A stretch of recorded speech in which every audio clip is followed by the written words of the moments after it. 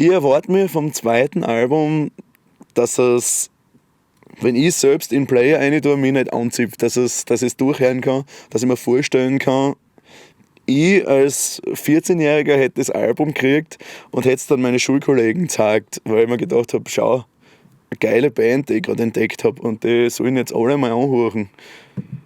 Und dann möchte ich auf ein Konzert gehen und die Band singen und dann soll sie mich nochmal mit den Liedern wegblasen.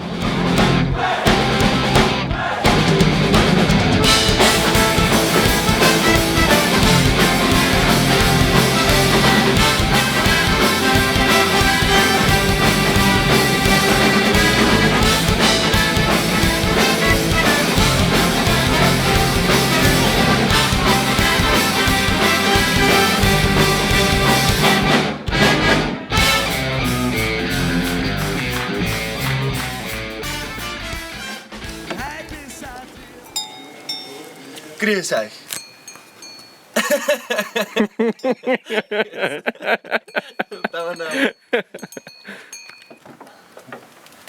Grüß euch.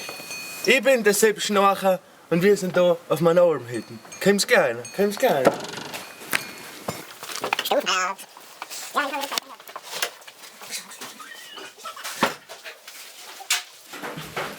Wir haben uns da im Bezirk Judenburg, also das ist grundsätzlich in unserer Heimat, auf einer Hütte eingemietet für 3 Tage. Es war das Beste, was wir, glaube ich, jemals gemacht haben, was Songwriting betrifft. Wenn du da runter schaust, ich glaube, eine bessere Atmosphäre gibt es sowieso nicht.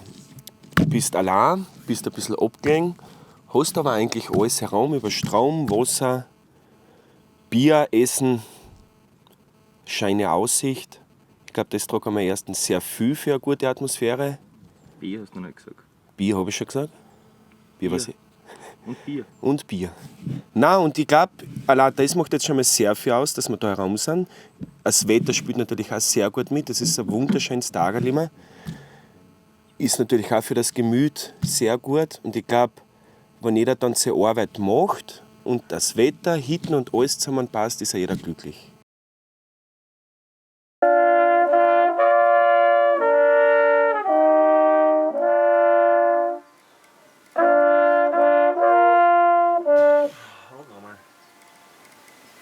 Hast du gehört nachher? Oh.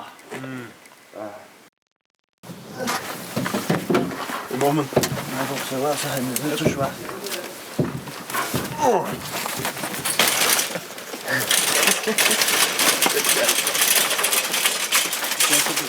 Essen ist da! Wir haben eigentlich, glaube ich, 80% von der Band nicht gewusst, wirklich wie die Hitten ausschauen wird, wie das ausschauen wird, wenn wir leben werden in den nächsten Tagen, sagen wir mal. Aber wir sind aufgefahren, waren gleich voll begeistert. Es ist voll schön eingerichtet. Wir haben voll cool irgendwie einen Platz gefunden, wo wir alle beieinander sind, sagen wir mal, und spielen können, aber doch wieder als Schlagzeug separat ist, was du sagst, du hast nicht in einem Raum in vielen Schlagzeug Boom drinnen, sondern ich war in einem anderen Raum, habe aber durch die Tür, die was nicht vorhanden war, reinschauen können. Und es war eigentlich echt cool, wenn man das so im Nachhinein betrachtet. Ja.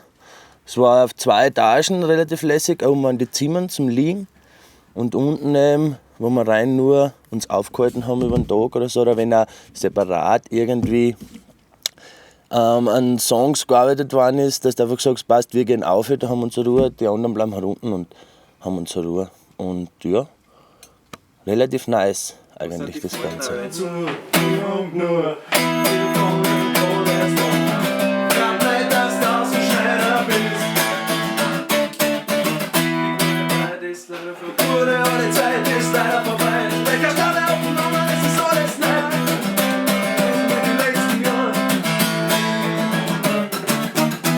Am Anfang war der Bertle eben der Hauptsongwriter beim ersten Album komplett und beim zweiten Album habe ich dann mir eigentlich gedacht, erstens wegen der AKM-Zahlung und zweitens, weil es mir einfach Spaß macht, auch Texte zu schreiben.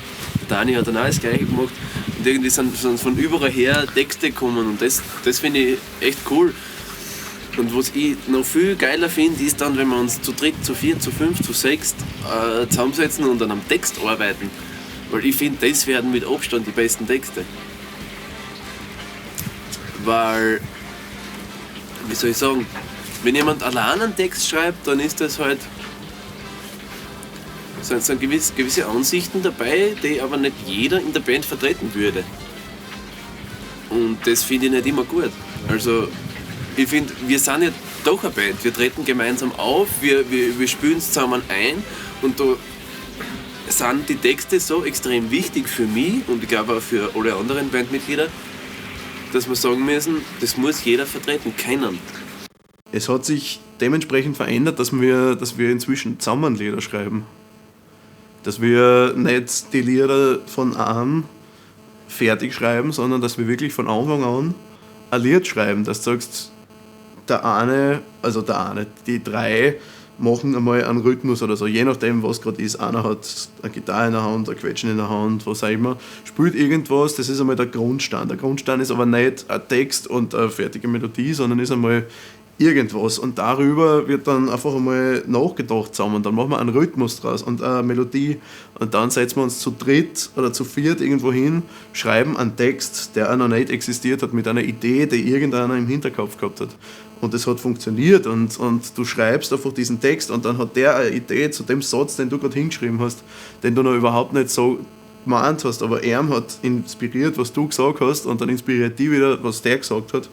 Und auf die Art haben wir dann unsere Texte geschrieben. Und dann sind die Bläser gekommen, die bewusst sich das ganze Ding noch überhaupt nicht angehört haben, das schon inzwischen wirklich die Form von einem Lied angenommen hat, das an sich schon nicht schlecht ist. Und die schreiben dann was drüber. Also würzen es im Prinzip mit Bläser einsetzen, die vorher noch überhaupt nicht zum Lied dazugehört haben und die einfach einfließen wie in eine, als hätten sie da schon dazugehört und Fäden haben. Ja. Ich weiß nicht, das ist einfach irgendwie schon magisch.